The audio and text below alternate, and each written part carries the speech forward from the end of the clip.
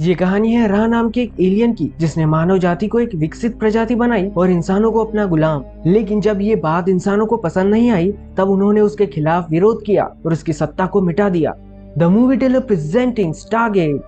कहानी की शुरुआत 800 BC यानी 3000 साल पहले होती है, जब इंसानों के पास कोई टेक्नोलॉजी नहीं थी। तभी आसमान में एक स्पेसशिप आती है, जिसे सभी लोग देखकर भागना शुरू कर देते हैं। लेकिन एक लड़का स्पेसशिप की तरफ अट्रैक्ट होता है, उसके पास जाता है और तब शिप से एक नीली रोशनी निकलती है और वो लड़का गायब हो जाता है। साल आता है 1928 का, जहां मिस्र के पिरामिड दिखाए जाते हैं। यहाँ पर इंसान मिस्र के पिरामिड के आसपास खुदाई कर रहे थे और खुदाई के दौरान यहाँ पर इन्हें बहुत अजीब अजीब से प्राचीन चीजें मिलती है। पर यहाँ पर इन्हें एक बहुत बड़ा धातु का गोलाकार प्राचीन उपकरण मिलता है, जिसके आजू बाजू मिस्र के सिंबल्स होते हैं और इसी के नीचे एलियन के अवशेष भी मिलते हैं। यहाँ पर एक छोटी बच्ची कैथरीन को दिखाया जाता है, जो यहाँ के प्रोजेक्ट हेड की बेटी थी। कैथरीन को यहाँ खुदाई में निकला हुआ एक लॉकेट मिलता है, जिस पर आग का सिंबल होता है। साल आता है 1994 का, जहाँ पर डॉक्टर डैनियल जैक्सन को दिखाया जाता है। वो एक आर्कियोलॉजिस्ट और उन्हें कई भाषाओं का ज्ञान होता है। यहाँ पर कैथरीन जैक्सन से मिलने आती है और उसे एक जॉब ऑफर करती है। कैथरीन आज भी उस गोलाकार प्राचीन उपकरण पर काम कर रही थी, जिसका नाम स्टारगेट था। कैथरीन इस प्रोजेक्ट के लिए जैक्सन को अपने टीम में शामिल करना चाहती है, क्योंकि उसे मिस्र के प्राचीन भाषाओं को समझने के लिए एक टीम मेंबर की जरूरत होती है। अब ना चाहते हुए भी जैक्सन को ये जॉब एक्सेप्ट करनी पड़ती है, क्योंकि उसका काम कुछ खास नहीं चल रहा था। जब वो बेस पर पहुंचता है तो उसे मिस्र की बहुत बड़ी आकृति दिखाई देती है। उस पर प्राचीन भाषा में लिखा हुआ था। उस टीम में और भी भाषा विशेषज्ञ थे, जिन्होंने उस भाषा को गलत ट्रांसलेट किया होता है। जब ये बात जैक्सन को पता चलती है तो वो बोर्ड से गलत किया हुआ ट्रांसलेशन ठीक कर देता है। तभी वहाँ पर कर्नल जैक ओनील आते हैं, जो इस मिशन के कैप्टन थे। अब जैक्सन इस पत्थर पर बनी ड्राइंग को समझने की कोशिश करता है, लेकिन वो पूरी तरह उन सिंबल्स को समझ नहीं पाता। जब जैक्सन कॉफी लेने जाता है, वहाँ पर गार्ड अखबार पढ़ रहा था, जिसके पीछे राशिफल दिया होता है, और वो समझ जाता है कि ये स्टार गैलेक्सी का ग्रुप है, जो इस बड़े से आकृति पर बने हुए है। जब जैक्सन इन दोनों ड्राइंग्स को मिलाता है तो पता चलता है कि स्पेस में जाने के लिए कोऑर्डिनेट्स दिए गए हैं। अब ये सारी बातें अपनी टीम को बताता है। वो बोर्ड पर एक 3D डायमेंशनल स्कायर बॉक्स बनाता है, जिसमें 6 पॉइंट मार्क करता है और वो उन सब को आपस में मिला देता है। वो बताता है कि ये सेंटर पॉइंट हमें कहीं भी ले जा सकता है। वहीं पर बैठा हुआ एक टीममेट पूछता है कि सेंटर पॉइंट तक जाने के लिए हमें 7वें पॉइंट की जरूरत पड़ेगी।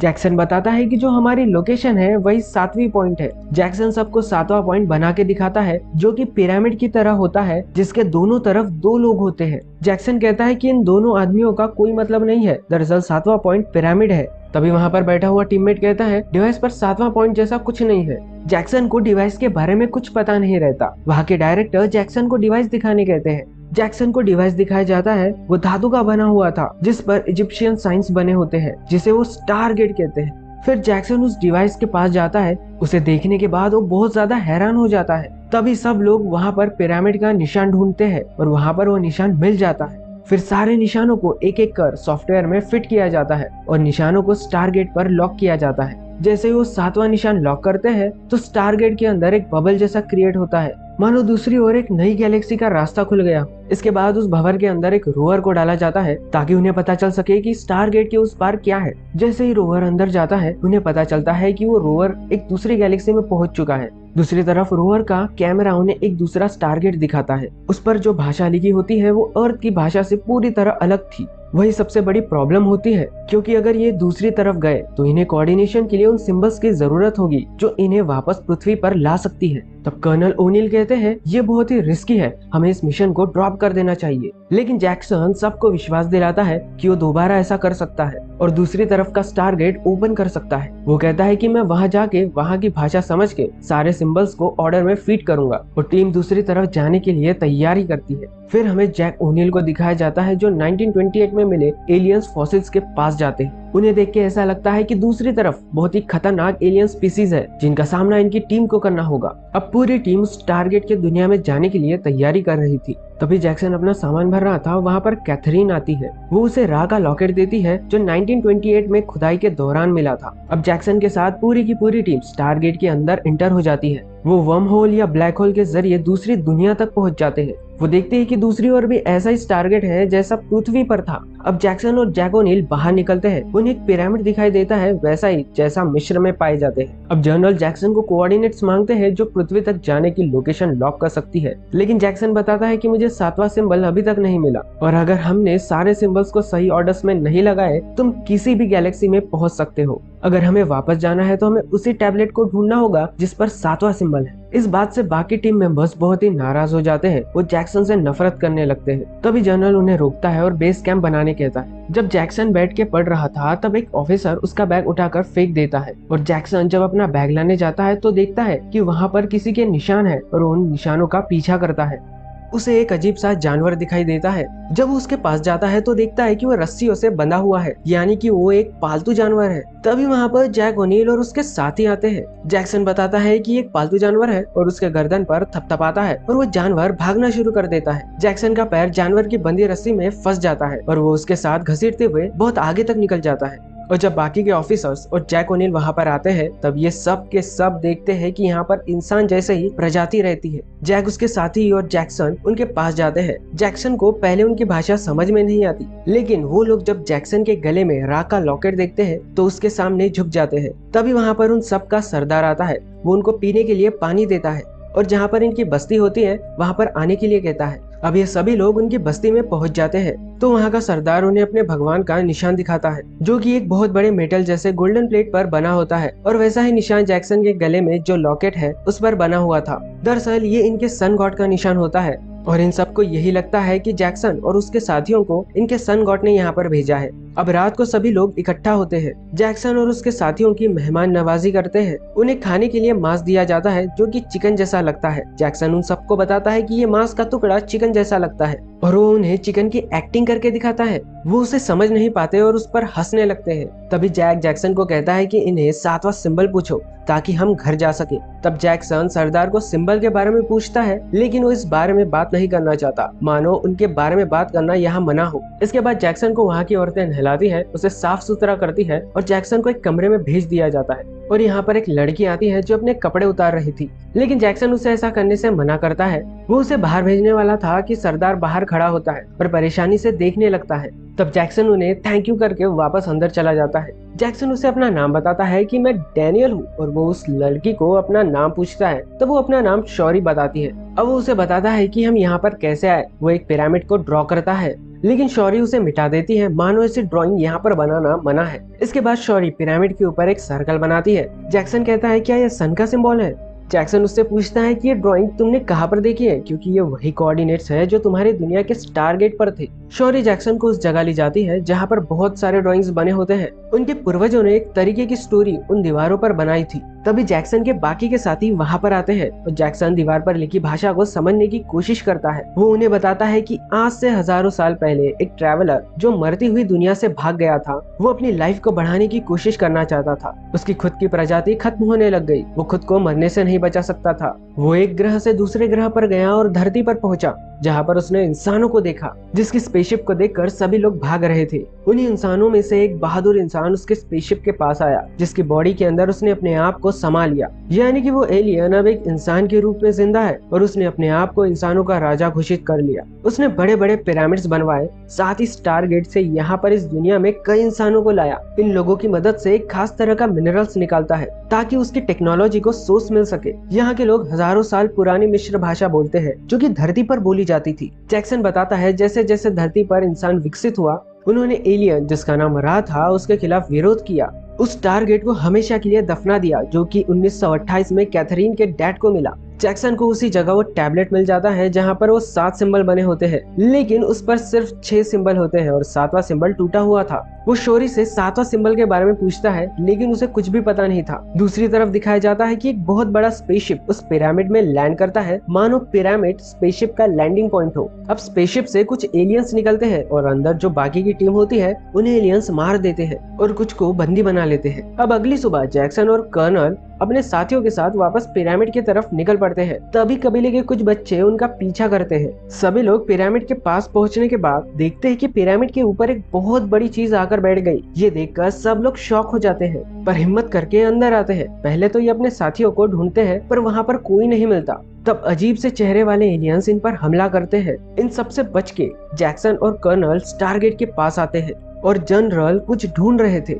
दरअसल कर्नल ने यहाँ पर एक बॉम्ब लाया होता है और अगर कोई गड़बड़ हुई तो स्टारगेट को उड़ा देगा ताकि पृथ्वी बचे रहे और इस तरफ वाले एलियंस पृथ्वी पर आकर कोई गड़बड़ ना करे। तभी वहाँ पर एलियंस आते हैं और उन दोनों को पकड़कर दूसरी जगह ले जाते हैं, जहाँ पर एक और एलियन आता है जिसे देखकर साफ पता चलता है कि ये इन सब का लीडर है, यानी यही रा है। रा खुद को भगवान मानता है। रा अपनी जगह पर बैठ जाता है और वो अपने चेहरे से नकाब हटाता है और ये वही लड़का होता है जो आज से 3000 साल पहले धरती से गायब हो गया था। यानी रा ने अपनी पूरी शक्तियां उस लड़के में डाल दी थी। वो न्यूक्लियर बॉम्ब अब रा को मिल जाता है, जिससे कर्नल यहाँ पर ब्लास्ट करना चाहता था। अब जैक्सन को भी पता चल जाता है कि जैक यहाँ पर क्यों आया है। अब कर्नल उसके साथ खड़े गार्ड पर हमला करता है और उससे उसका हथियार छीन लेता है। तब यहाँ पर बहुत सारे बच्चे रा के सामने खड़े हो जाते हैं और कर्नल उस पर हमला नहीं कर पाता। तभी गार्ड मौका देख के कर्नल पर हमला करता है और जैक्सन उसके आगे आ जाता है, जिससे जैक्सन की मौत हो जाती है और कर्नल को बाकी साथियों के साथ एक तहखाने में डाल देते हैं। अब रा वहाँ के इंसानों से गुस्सा हो चुका है क्योंकि उन्होंने उसके दुश्मन को पनाह दी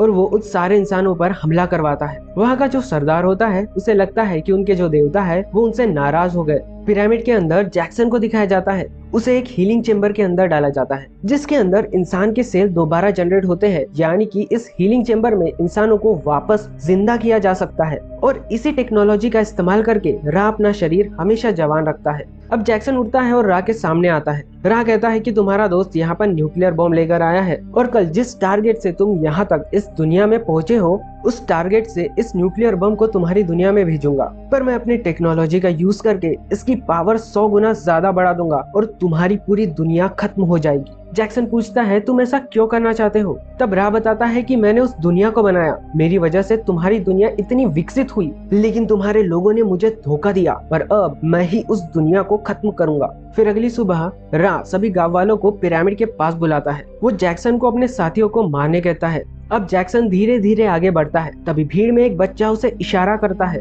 जिसके पास गन होती है, यानी कि ये लोग कर्नल के साथ है। जैक्सन जब देखता है कि यहाँ के कुछ लोग उसके साथ हैं, तो वो रा पर हमला कर देता है, जिससे भगदड़ मच जाती है और भीड़ में वो सबके साथ वहाँ से निकल जाते हैं और ये सभी लोग शोरी के साथ एक गुफा में आश्रय लेते हैं, जहाँ पर जैक्सन कर्नल को पूछता है कि तुमने यहाँ पर न्यूक्लियर बॉम्ब क्यों लेकर आए?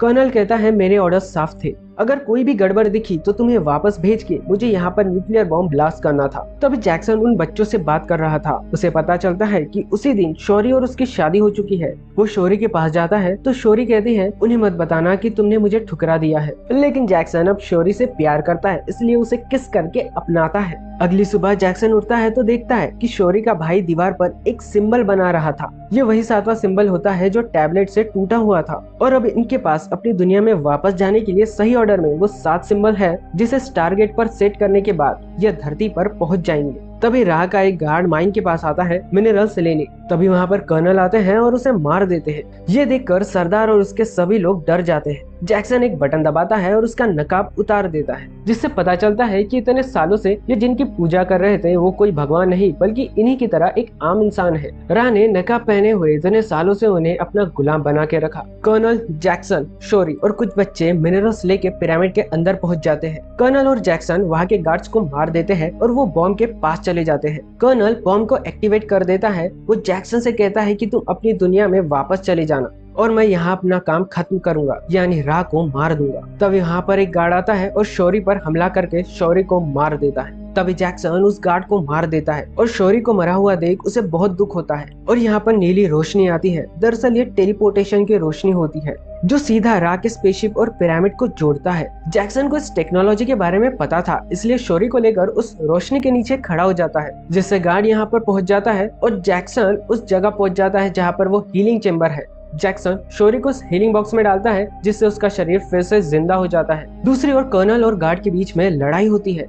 जैसे ही जैक्सन राह को मारने वाला होता है, तभी कर्नल टेलीपोर्टेशन ऑन कर देता है और नीली लाइट उस जगह पर गिरती है, जिससे उसका सिर कट कर राह के सामने आ जाता है। जैक्सन और शोरी पिरामिड में आ जाते हैं। इसके बाद सभी लोग रा के खिलाफ विद्रोह कर देते हैं, जैसे कि पृथ्वी पर हुआ था। अब रा यहाँ से भागने वाला होता है, तभी न्यूक्लियर बम में कुछ ही सेकंड बचे होते हैं। जैक्सन और कर्नल उस न्यूक्लियर बम को टेलीपोर्टेशन मशीन के नीचे रख देते हैं और उसे स्टारशिप में टेलीपोर्ट कर देते हैं, जिससे रा की मौत हो जाती है। इसके बाद इस ग्रह के जितने भी लोग हैं वो सब खुश हो जाते हैं, क्योंकि इन्हें हमेशा के लिए आजादी मिल गई। अब जैक्सन स्टारगेट को धरती के कोऑर्डिनेशन के साथ एक्टिवेट कर देता है, जिसे कर्नल और उसके सभी साथी पृथ्वी के लिए निकल जाते हैं। जैक्सन शोरी के साथ यहीं पर रहने का फैसला करता है और इसी के साथ ये कहानी यहाँ पर खत्म हो जाती है। उम्मीद करता हूँ ये कहानी आपको पसंद आई होगी। मैं मिलता हूँ आपको नेक्स्ट वीडियो में, तब तक के लिए बाय बाय।